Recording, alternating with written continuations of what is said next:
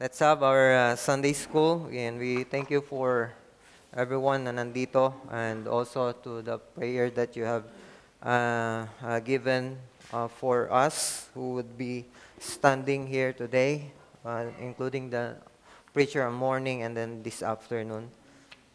And I would like to proceed sa ating lesson. Kahapon or kagabi ay sadly ay niyanig ng lindol ang around Davao City. And for sure, hindi lang mga mananampalataya o hindi lang mga unbelievers ang tinamaan nito, but including our brethren around that area.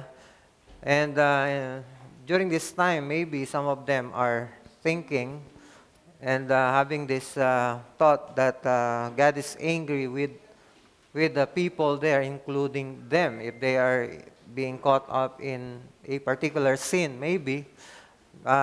Ang tingin nila is nagagalit ang Diyos sa kanila. Bilang mga anak ng Diyos ay galit ang Diyos sa kanila at hindi na siya favorable to them. And ngayon, nais natin na talakayin patungkol sa biyaya ng Diyos, particularly, hindi particular sa saving grace, kundi doon sa attribute ng Diyos na He is gracious to all people, but most especially sa Kanyang mga tao, in His people, that whatever circumstances they may be, whether they are being caught up in sin, or they are in trouble, or they are okay in their life, the favor of God still being offered to them. God is being friendly and favorable to them. Yun yung gusto nating i-laid dito. And I want to use this verse from 1 Peter. 1 Peter 5 verse 10.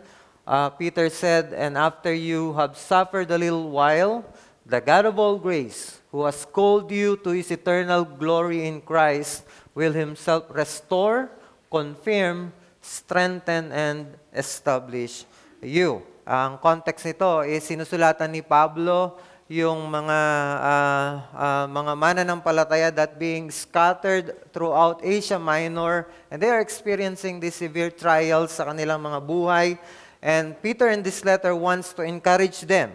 At dito sa ating verse, ang ganda kasi ang encouragement na binigay sa kanila is ipinakilala niya ang Diyos bilang God of all grace. At tatlong bagay doon sa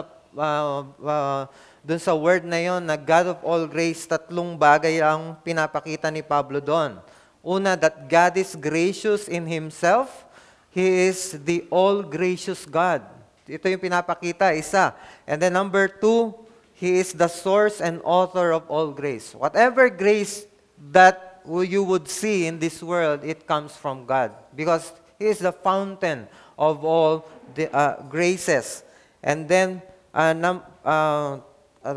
number three, God is the sole and only author of grace. So apart from Him, grace would be no more, or there would be no grace at all. So God, this God who is the fountain of all grace, Peter is pointing out that this God will show His graciousness by restoring, strengthening, and establishing them after their suffering. They maybe iniisip nila this grace comes in the form of strengthening or establishing or kaya confirmation, but ang grace na primarily ay hindi mga substance na ibinibigay ng Diyos sa atin to help us. Pwede na ganun ang ibig sabihin ng grace, but the grace here comes from God Himself. Ang biyaya ng Diyos na being friendly sa kanila, yung kanila na favorable sa kanila. This gives them strength. This grace gives help them to be established. So I would like to give yung ating lesson dito that ito yung gusto kong sabihin sa atin, that as the God of all grace, God's disposition is to show His graciousness to His creation, especially with His people. So, dahil ang Diyos ay hindi nagbabago na Diyos mula noon, ngayon at sa mga susunod pang mga panahon at magpakailanman, His attributes one of his attribute is grace. So he would remain gracious to his creation and especially with his people. I'm not saying that God would not exercise his justice, his holiness. God is holistic in his attributes. But yung function ng kanyang grace nandoon palagi. Dahil kung hindi siya magiging gracious at ipapakita niya lang yung kanyang wrath, yung kanyang holiness, at kaya yung kanyang justice, kung yun lang ang papakita ng Diyos, ay hindi tayo mabubuhay sa mundong ito, or man would be eradicated right away in this world. So there is an interplay of grace, justice, and holiness and other attributes of God in the world. And grace really is the one that made our life possible here in this world. So let's define muna what is the grace of God. So si Herman Hoxima ay may binanggit sa kanyang Reformed Dogmatics na patungkol dito. Sinabi niya, grace is such a favorable disposition or friendly attitude of God that is revealed even to those who are wholly undeserving in themselves. Yea, who have wholly forfeited His kindness and favor and are worthy of wrath and damnation. So, yan yung sinabi ni Hoxima at we can dissect sa dalawang points yung sinabi ni Hoxima na yan. Una, grace is always such a favorable disposition or friendly attitude of God. It has always been operative sa Kanya because this is one of His attributes. So, as an attribute of God, grace is originally and unchangingly His disposition toward His creation. Again, I'm not saying that this is the only, but God always acts according to His gracious attribute. So, paano natin nasabi yon? Kasi it is by grace that the covenant of redemption was made between the Father and the Son from eternity. It is a gracious covenant. Yung factum salutis, itong covenant of redemption that was made between the Father and the Son, that the Son would go in time to be the propitiation or to be the sacrifice for His people, dun sa mga fallen human being that is being chosen by God from before the foundation of the world. So, gracious yon. And number two, it is by grace that everything was created first before Adam and Eve. Diba? Before Adam and Eve was created, God created first those things, yung mga bagay na kailangan nila. He created light, and then this land, and also the vegetations, and all the fishes and the cattle for man to sustain yung kanyang buhay. So, for God to sustain yung buhay ng tao. So, this is also a gracious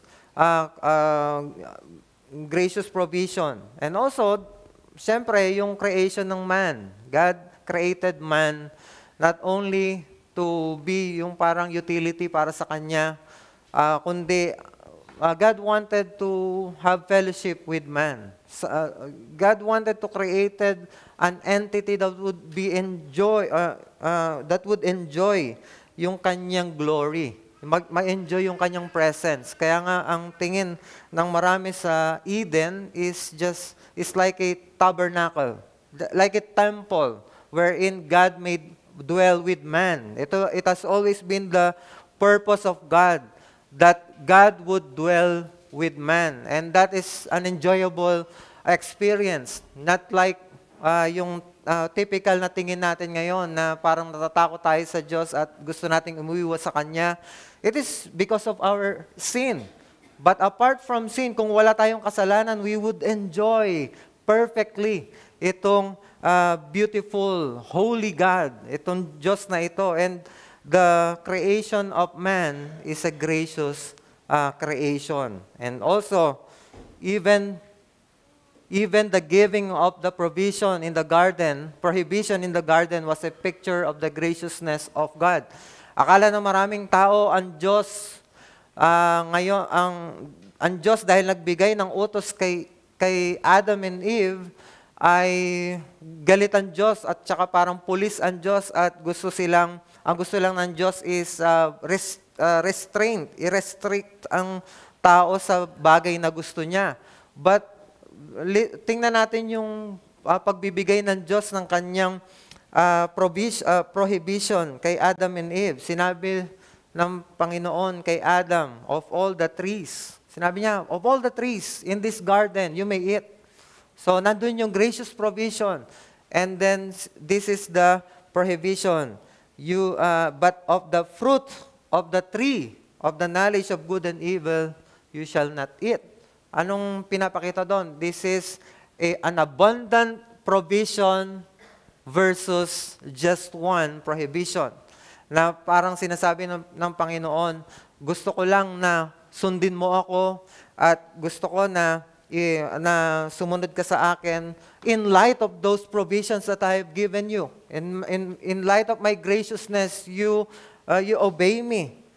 But ang tingin, because of that law, that prohibition, ang tingin ng tao is cruel ang Diyos, restrictive, limiting ang Diyos. And no, you can sense there, if you are reading this, Genesis account, that God is being gracious, very gracious, lavish yung favor ng Diyos kila Adam and Eve. So, pagpapakita ito na from the beginning and up to now, God is gracious and He is operating in a gracious manner sa kanyang creation. Sa lahat, not only Adam and Eve, not only His people, but to everyone. Listen to A.W. Tozer from his book, The Attributes of God. Sinabi niya, grace did not come when Christ was born in a manger.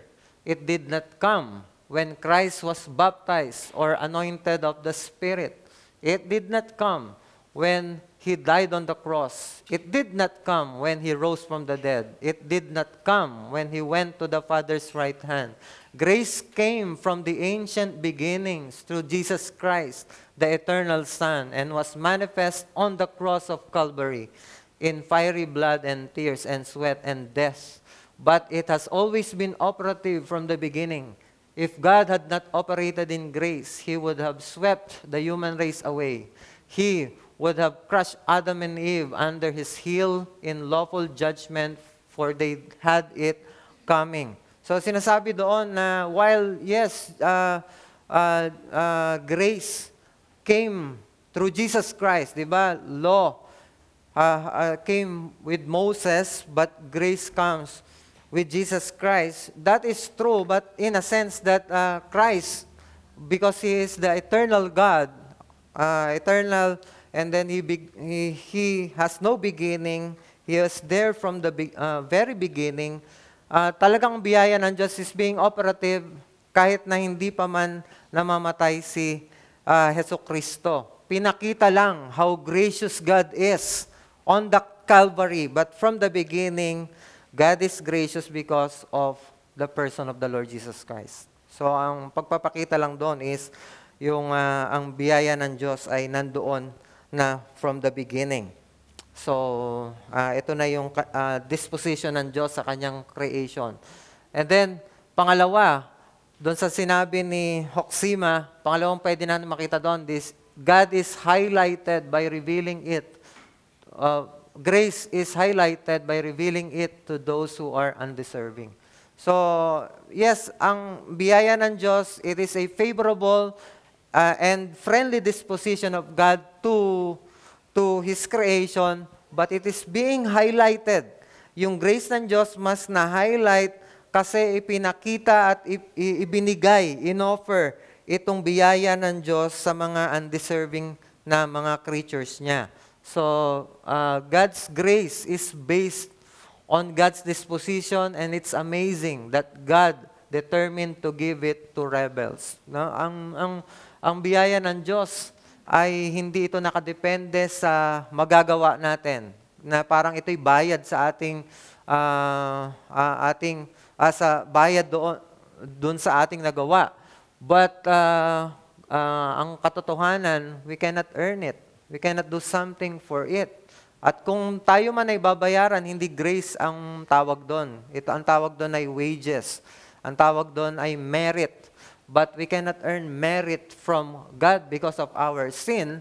But dahil nakabase ito sa free disposition ng Diyos, it is amazing na yung biyaya ng Diyos na kilala natin in a way that it is being offered to us in spite of our being undeserving because of our sin. Kaya nga tinatawag natin ang biyaya ng Diyos na unmerited favor, undeserved favor from God.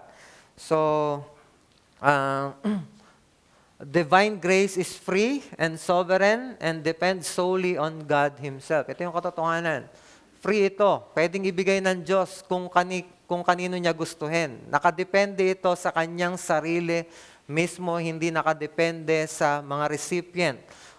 Its glory, but its glory is seen. Yung biyaya ng Diyos, nakikita yung glory nito in the status of its beneficiaries as deserving only of death and damnation. At ito yung nagpapakita na glorious ang biyaya ng Diyos dahil yung mga recipient nito, ang imbes na yung rightful na wages ng kanilang kasalanan nung makuha nila, which is damnation in hell, death in hell, ay nakatanggap sila ng biyaya ng Diyos. So, grace is undeserved favor of God, not a result of one's work. Otherwise, it won't be grace. So, ganun natin siya naintindihan na ang biyaya ng Diyos ay natatanggap natin. It's because not we are deserving, but because God is sovereign and He just wanted to give it to us. Si Kristo ibinigay sa atin on account of His love at saka sa Kanyang sovereignty. So, tingnan natin muna. Kung gano'n ang Diyos, He is gracious at ito yung Kanyang attribute, tingnan natin yung Kanyang dealing sa lahat ng mga tao. So, God's grace towards all mankind, at tinatawag natin to sa theology na common grace. I'm not saying that there is two kinds of grace ng Panginoon. Isa lang ang pagiging mabiyaya ng Diyos. But sa ating understanding, merong distinctions. Kapag we need to distinguish yung kind ng grace na natatanggap ng lahat ng tao and kind ng grace na natatanggap ng mananampalataya. But there is only one grace of God. Huwag nating isipin na dalawa ang biyaya ng Diyos. Kung paano lang ito na-apply sa bawat isa sa atin. So, let's go sa common grace. So, because God is gracious in His character, He provides blessings and benefits upon all people. So, doon pa lang malalaman natin na ang common grace, ang concept nito is, this is common, this is available to all, regardless if one is believer or not. So, general ito na provision ng Diyos sa lahat. So, yung text natin dito is Psalm 145 verse 9. The Lord is good to all, and His mercy is over all that He has made. So, God is good to all. Na lahat ng mga tao ng Diyos or mga creation ng Diyos ay nagbe-benefit sa Kanyang pagiging Diyos. He provides mercy and He provides goodness to everyone. And then, pangalawa, yung Luke 6:35. But love your enemies and do good, and lend expecting nothing in return, and your reward will be great, and you will be sons of the Most High, for He is kind to the ungrateful and the evil. Ang basehan, bakit natin kailangan mahalin ang ating mga neighbor kahit na sila ay mga unbelievers, ay not because it is only good, but because our Father Himself ay good to them. No, yung araw ay sumisikat hindi lang sa mga just, kundi even to the unjust. Ang creation ay para din sa kanila at ang goodness ng Diyos ay para sa kanila. So, God is good to all regardless of whether they are believers or not. So, saan natin makikita yung common grace? Paano natin nakikita that God is good to every one of us? Una, common grace is seen in the beauty and order of the natural world and its seasons. So, yung beauty at saka order ng natural world sa kanilang season, doon sa Acts 14:17, it says, "There, yet he did not leave himself without witness, for he did good by giving you rains from heaven and fruitful seasons, satisfying your hearts with food and gladness." Here, Paul is speaking sa mga unbelievers doon sa Areopagus. At makita natin na sinabi doon na kahit na mga unbelievers sila, they have this unknown, meron silang rebulto to the unknown God. They do not know God, pero ang sabi doon, kahit na hindi nyo kilala itong Diyos na ito ang Diyos na nagbibigay sa inyo ng mga fruitful seasons at nagbibigay sa inyong puso ng pagkain at ng katuwaan. So you see, God is good to all, even to the unbelievers. And then, pangalawa, God bestows talents and abilities to individuals, whether they are believers or not. Sa Genesis chapter 4, makita natin doon sa linya ni Cain, after he slayed yung kanyang kapatid na si Abel, yung kanyang descendants nag-flourish in the industries. Di ba, may mga naging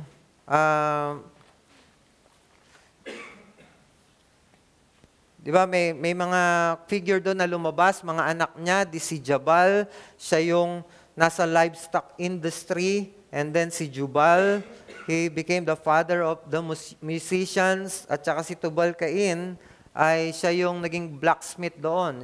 Siya yung tagagawa ng mga crafts from iron and brass.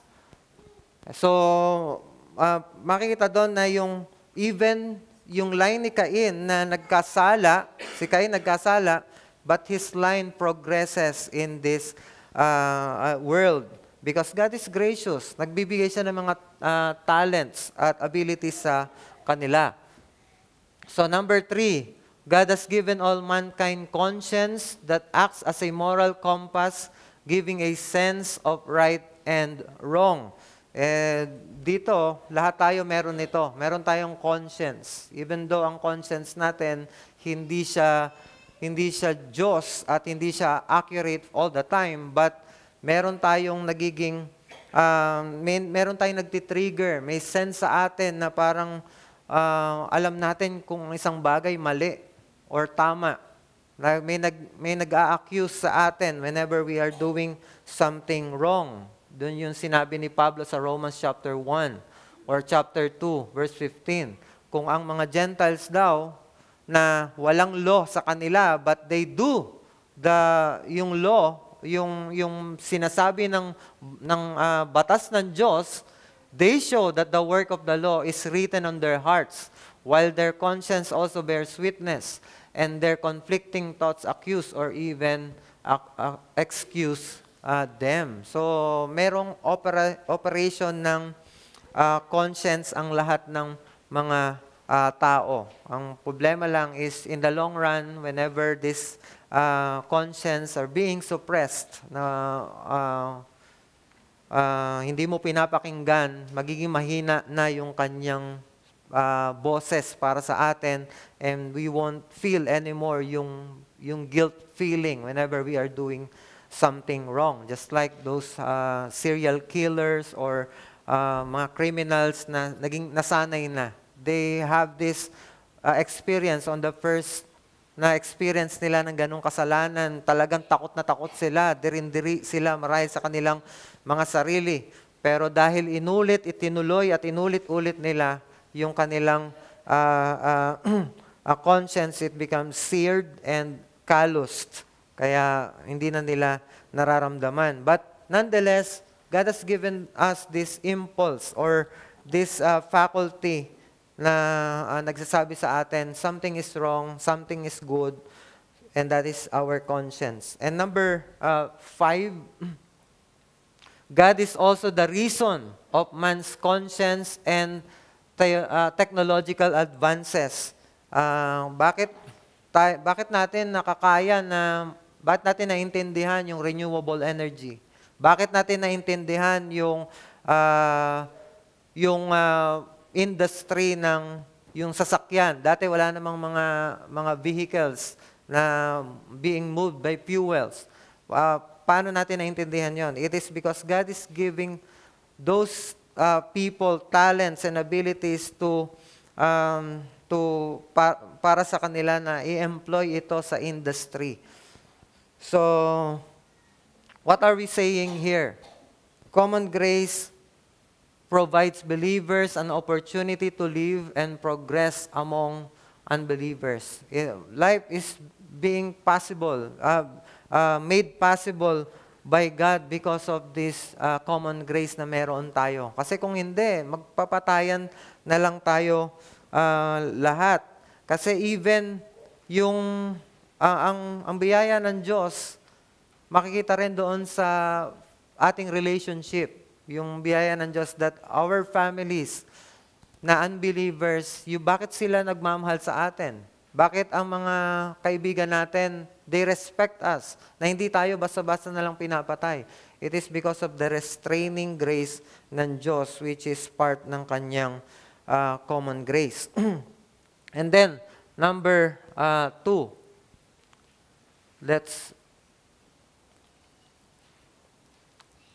Number 2 is, tingnan natin, ito yung gusto kong i-focus dito, yung God's grace towards His people. At ito ay yung special grace na tinatawag minsan na saving grace. So, special grace or saving grace refers to that which brings salvation enjoyed only by God's people. So, dito, medyo limited yung scope ng special grace. It is only for the people of God. Doon sa mga elect ng Diyos. We know na hindi naman lahat ay maliligtas. But God is gracious to every one of us. But He is especially gracious sa kanyang mga tao. So, paano natin i-explain ito? Una, yung Ephesians, yung text natin is Ephesians chapter 2. It tells us that we are dead, enslaved, and actively involved in sin and deserves the wrath of God. Ito yung ating disposition. That's why we really need the grace of God. Kasi kung ibibigay lang ng Diyos what is due to us, tanggapin na natin yung wrath ng Panginoon, hindi biyaya ng Diyos. But because of grace, we have been saved through faith and not by our works, according to Ephesians chapter 2. And it is through faith in Jesus Christ as God's gracious gift of sacrifice on our behalf. So, pagpapakita na ang biyaya ng Diyos sa tanggap natin, yung special grace na ito, kasi dumadaan ito mismo kay Hesukristo. So, anong kaibahan ng special grace sa common grace? Common grace doesn't save. Hindi siya nagliligtas. At ang special grace, directly it flows from Christ. It flows from the sacrifice of Christ. And so this is the point. God's grace towards His people flows from Christ and His sacrifice on the cross. Directly, galing ito sa krus ni Jesucristo. Indirectly then, somehow we can say that that common grace flows out from the cross of Christ because of bakit nagkaroon ng common grace? It is for the special grace of God to come in to people, to the people of God. Yung forbearance na long suffering ng Diyos noon. Bakit siya nag-forbear? Bakit niya pinagtiisan itong mga tao na mga hindi mananampalataya? Kahit na galit na siya, hindi sila pinuksa ng Diyos right away. Bakit nagtiis pa siya? Kasi gusto niya na dumating si Jesucristo in the fullness of time. Itong special grace na ito would be wrought by the Lord Jesus Christ, by His Son, and so that it can be offered to all the elect of God. So, yun yung napakagandang makita natin doon. Yung special grace ng Diyos directly comes from the Lord Jesus Christ on Calvary, sa kanyang sacrifice, and even yung common grace indirectly flows out from the sacrifice of Christ also. And out of this grace flows all the blessings of salvation, like justification, adoption, reconciliation, union with Christ, sanctification, indwelling of the Holy Spirit, at iba pang mga bagay. Because God is gracious in saving you, we have all these packages, all this package full of these blessings, whether yan ay objective at saka subjective na blessings ng salvation, it flows because of out of the abundance ng grace ng Diyos. If God kung hindi mabiyaya ang Diyos, wala tayong mga bagay na ine-enjoy natin ngayon bilang mga mananampalataya. So, what can we see here? God's grace is demonstrated in that while all we deserve was condemnation, God in Christ chose to deal favorably and friendly with us. So, that's how yung tingin ng Diyos sa atin at paano nakikirelate ang Diyos sa atin. So, kung ganun pala ang Diyos in His special grace and sa Kanyang common grace, particularly, paano siya nagdi-deal sa Kanya o paano nakikirelate ang Diyos sa Kanyang favored people. So, yun yung gusto nating dalhin, yung ating discussion ngayon. Una, God receives us as He receives His Son because He receives us in Christ. Dahil tinatanggap tayo ng Diyos in Christ, tayo ay na kay Kristo, tinatanggap tayo ng Diyos kung paanong tinatanggap ng Diyos ang Kanyang anak na si Jesucristo. So, ito yung katotohanan. While we differ in growth, tayo mga anak ng Diyos, hindi naman tayo lahat ay mga pantay-pantay in degree sa ating spirituality. Meron sa atin, babes pa lang, mga bata pa lang. Meron sa atin, matured na. Meron naman nasa middle na fluctuating at waving pa rin yung kanilang pananampalataya. That may be true, we differ in growth, but God's favor rests on each one of us all the time. Ito yung katotohanan. Kahit na ikaw nag-struggle sa kasalanan, kung tunay kang anak ng Diyos, God's favor rests on you. Just like yung favor ng Diyos na nagre-rest sa Kanyang mga mananampalatayang nagpapakatapat on this moment of time. Yun yung katotohanan. So, what if we sin? Ang Diyos ba ay nagagalit sa atin? Hindi na ba tayo tinatanggap? Ito yung katotohanan. God receives us as He receives His Son because He receives us in Christ. So, if we sin, God does not punish us as a judge, but disciplines us as our Father. Pag tayo nagkakasala, hindi na tayo pinapunish ng Diyos in a sense na yung ibig sabihin ng punishment. So, bakit? Kasi God has punished all the Christians' sin in Christ. No punishment left for us to suffer, only grace, mercy. Wala nang punishment na naghihintay sa atin. Bakit ko nasabi na wala nang punishment? Di ba, pinapalo pa rin tayo ng Diyos, pero can we call that punishment? Pwede nating tawagin siyang punishment, not in the primary sense or primary meaning ng punishment. Kasi ano bang ibig sabihin ng punishment? Now, punishment primarily means a penalty imposed for violating law. So, ang katotohanan, wala na nung penalty na yon ang darating sa atin because it all fell on the Lord Jesus Christ. So, kung sasabihin natin na yung punishment in its primarily meaning, wala nang maghihintay sa atin na punishment. Instead, ano yung pwede nating tawagin doon sa mga pagpapalo ng Diyos. This is we can call this disciplines, chastisement. So, di ba? Instead, He disciplines us with a rod that is sometimes painful, yes, masakit. So, we can call it minsan na punishment, pinaparusahan ako ng Diyos, pero not in a strict sense, pero ang katotohanan, He is disciplining us. Pinapalo niya tayo, but this is out of His love. This is out of His love. Kung ikaw man ay paluin ng Diyos because of your sin, madiscipline ka man, sadly, in a corporate setting, if you are really is the Son of God, or if is one of His children, this punishment or this chastisement, this discipline comes out of the love of God. So that's how gracious God is sa atin. That's what we read.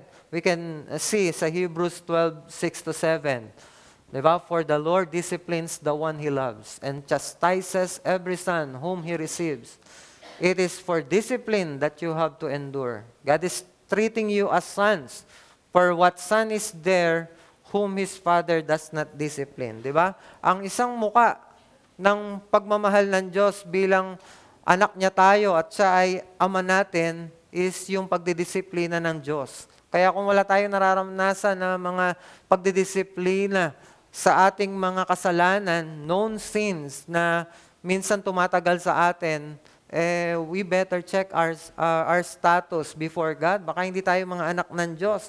But, kung tayo ay dinidil ng Diyos, nagkakaroon tayo ng mga ganitong kahirapan because of our sin, pagpapakita yan that God is chastising us, and that's one of manifestation na mahal ka ng Diyos because He disciplines you. So, what's the point that I am drawing here? God's discipline is an evidence of God's love and aims us to experience more of His grace. He wants us to experience more yung kanyang pagiging mabiyaya.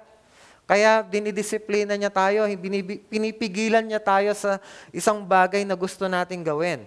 Can you imagine, do you remember something na parang gusto mong gawin, pero maybe nagawa natin, pero hindi tayo nagtuloy-tuloy doon. Meron tayong mga naging problema because of that. Pinigilan tayo na bumulusok at maging monster doon sa bagay na yon. It is because God wants to bring us back sa Kanya at ma-enjoy natin yung Kanyang biyaya. Ganyan ka mabiyaya ang Diyos sa atin. And number 2, God's throne of grace is always open for us to run in time of need. Diba? Listen sa Hebrews 4:16.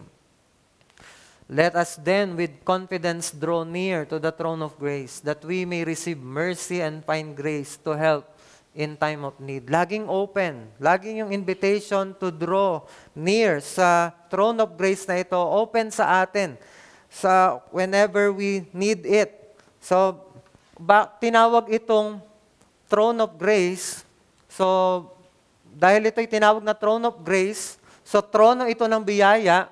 So, God's throne is inclined to treat us opposite of what we deserve because of sin. Ito yung ilagay natin sa ating mga isipan. Dahil trono ito ng biyaya, ang lagi nating marireceive from that throne of grace is answer not na yung deserving natin because of our sin. Kaya nga minsan hindi natatakot tayo lumapit sa Diyos dahil akala natin we would receive punishment sa Diyos kapag tayo ay lumalapit sa Kanya. But His throne is called the throne of grace. We would always receive what we don't deserve on that grace. At yung bibigay ng Diyos sa atin is better than what we deserve. So, ganon ang biyaya, yung trono ng biyaya ng Diyos. We will always receive mercy and grace in time of need. So, this grace and mercy is perfectly timed na ibibigay sa atin whenever we need this. Diba napakaganda nun? So, we always need mercy and grace because we sin every day. But we are always welcome to confess it. And God is ready to forgive it. Forgive us. Sa 1 John 1:9, if we confess our sins, He is faithful and just to forgive us our sins and to cleanse us from all unrighteousness. So, how good and how gracious God is toward us because of Christ. Hindi tayo tinatrato ng Diyos according sa ating mga performances, whether naglalak ka ngayon sa spiritual disciplines mo, whether ikaw ngayon ay soaring high on your spirituality, you are on the footing of the grace of God. At mas maganda yon. Dahil kung susuklian lang ng Diyos yung spirituality mo, baka konti lang ibigay ng Diyos sa'yo. But God would give you more than what you deserve because of He is gracious. And number 3, God accepts our defective obedience because its blemishes are blotted out by the blood of Christ. Lahat tayo, hindi naman natin kayang ibigay yung perfect obedience natin sa Diyos right now, di ba? But all its blemishes ng ating mga obedience sa Diyos, because God looks not on the outside, but God looks on the heart. Kung ito ay ginagawa natin out of reverence sa Diyos at yung kagustuhan makapaglingkod sa Diyos, kahit imperfect yan, it is being received by God because nalinis yan. Yung imperfectness niya, nalinis yan ng dugo ng Diyos. Listen to John MacArthur sa kanyang book, The Meaning of Grace, or The Truth About Grace. Jesus died, bearing the full penalty for our sins and failings, so that His blood can cover whatever is defective in our day-to-day love and obedience. Diba? Ito yung sinasabi ng Panginoon. Ito yung isa sa mga pinupunto ng Panginoon dun sa washing of the feet ng mga disciples. Sinabi ni Pedro, Lord, wag mo akong hugasan. Ang sabi ni Kristo sa kanya, kung hindi kita hugasan, wala kang part sa aking kingdom. Pero sabi niya, ganun po ba? Sige, paliguan niyo na po ako, ibuhos niyo na po yan sa buong katawan ko, linisin niyo na po ako. Sabi niya, siyang nalinis na, ay hindi na nangangailangan ng paglilinis pang muli. Ang kinakailangan lang ay hugasan yung kanyang mga paaway. Because as we walk along this dirty world, nagkakaroon tayo ng mga blemishes, nagkakaroon tayo ng mga putik, mga alikabok ng kasalanan na kumakapit sa atin. Pero this is just a cleansing na paghingi lang ng tawad at ng daily na paglilinis ng Diyos. Pero positionally, we are cleansed by God because of Christ. So, di ba? Nung din si Pedro din, nakulitan na sa Panginoon doon sa kanyang tanong, Peter, do you love me more than this? Nung pangatlo, sinabi niya, Lord, you know that I love you. Kumbaga parang parang kung hindi man ako sigurado sa pag-ibig ko sa iyo, pero ikaw, Lord, alam mo yung puso ko, mahal kita. Kahit perfect ito, mahal kita, alam mo yun. At nakikita mo yun. And that's how the Lord Jesus Christ see us. Yung pag-ibig ng Diyos sa atin. Ang tayo, tinawag na tayong lahat na lovers of God. Lovers of God na tayo. Kahit na tayo nagkakasala, we love God. On that moment ng pagkakasala natin, ang problema lang is we love our sin more than God. On that moment. But, nonetheless, we love God because yung love ng Diyos ibinigay, sinower na sa ating mga puso. So, another thing is this. The disciples didn't always obey God, yet Jesus could tell the Father, di ba, doon sa John 17, sa high priestly prayer, paano nananalang yung Diyos sa atin? Kahit na tayo, sometimes we fail, hindi tayo nagiging perfect sa obedience natin, they have kept your word. Ito yung sinabi niya, Lord, they have kept your word. Kahit na, totoo ba na they have kept yung word ng Panginoon perfectly? No. Pero sa Diyos, kay Kristo, ito yung katotohanan. These people, failures they may be, they have kept the word of God. And that is how Christ look at us. At pag nananalangin ng Panginoong Jesucristo sa Ama, ganun sinasabi niya, ito, si ganito na nag-struggle ngayon, nonetheless, He is keeping your word. He have kept your word. So, on account of the Lord Jesus Christ, we do. So, pangalawa, God's standard of holiness is still absolute perfection.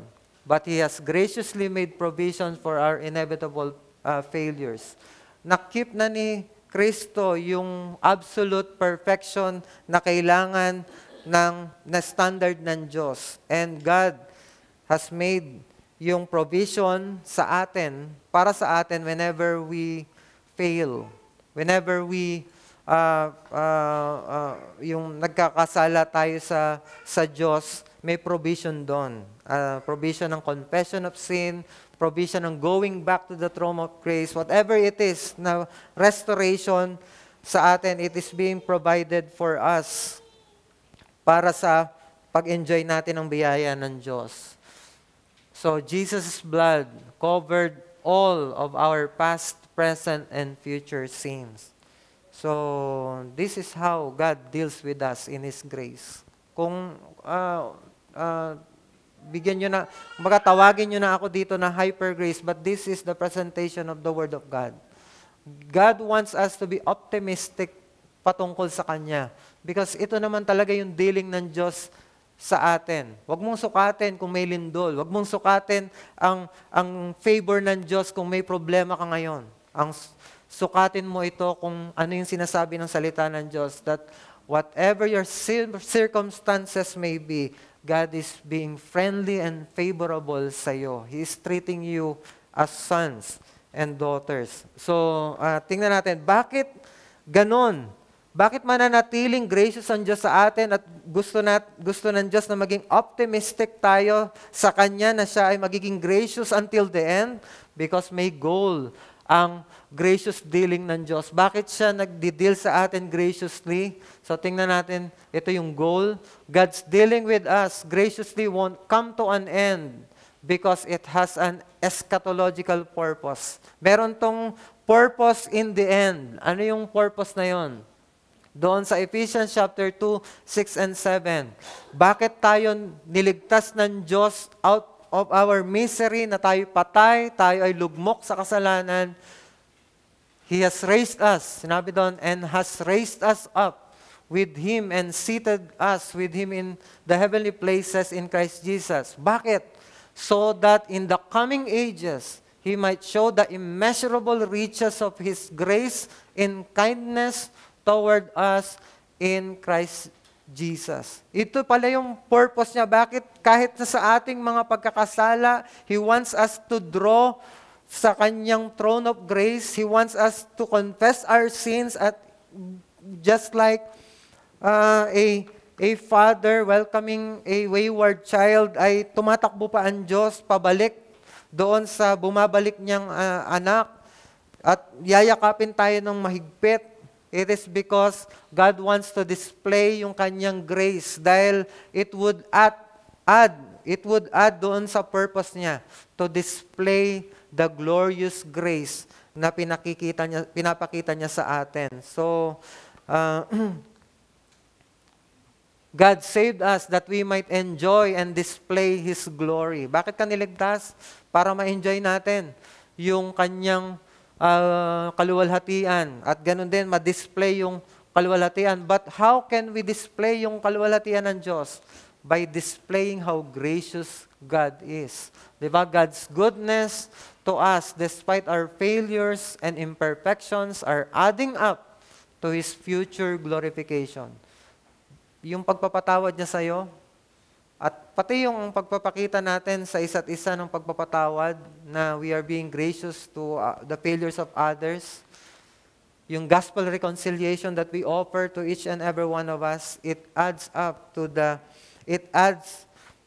is adding up sa future glory ng Diyos sa mga susunod na panahon, that in the coming ages, di-display natin how glorious God is in His grace. So, listen sa kay John MacArthur again. God's ultimate purpose in our salvation is to exalt His sovereign grace in order that in the ages to come He might show the surpassing riches of His grace in kindness toward us in Christ Jesus. So our loving Father glorifies Himself even as He blesses us. His grace is the centerpiece of His glory. From the first moment of salvation throughout the ages to come, we never stop benefiting from His grace and goodness to us. At no point does grace stop and human effort take over. But ang pinupunto ni John MacArthur doon, hindi hihinto ang Diyos na mag-deal sa atin graciously dahil ang goal niya is really to display how you na deserving of wrath, patuloy pinapakita ng Diyos is biyaya niya. So, at ang ganda nung sinabi ni John MacArthur doon, na kahit na tayo nakikinabang doon sa biyaya ng Diyos, sa mga provisions na sa atin, despite of our being sinful, God really is doing it for Himself. Hindi lang sa'yo. Dahil mag-glorify siya doon. So, I want to wrap up itong lesson na ito and I hope it becomes beneficial sa ating Christian life. So, believers are bound to preserve and persevere and survive till the end because their whole life is by God's grace from beginning to end. Bakit ka magsusurvive sa pagiging Kristiyano? It is because all of your life is of grace from beginning to end. Bago ka pa nga isinilang, mabiyaya na ang Diyos sa iyo. At kaya ka hindi pinatay agad ng Diyos because He is gracious sa iyo. Nakarating ka dyan sa kaligtasan mo because He is gracious sa iyo. And you are growing in your sanctification dahil mabiyaya ang Diyos sa iyo. And we would enjoy the glory of God in the future sa final state because God is gracious sa'yo. So all of your life, from beginning to end, is all of grace. That's why we are bound to triumph sa Panginoon. So that's our lesson. Is there any question?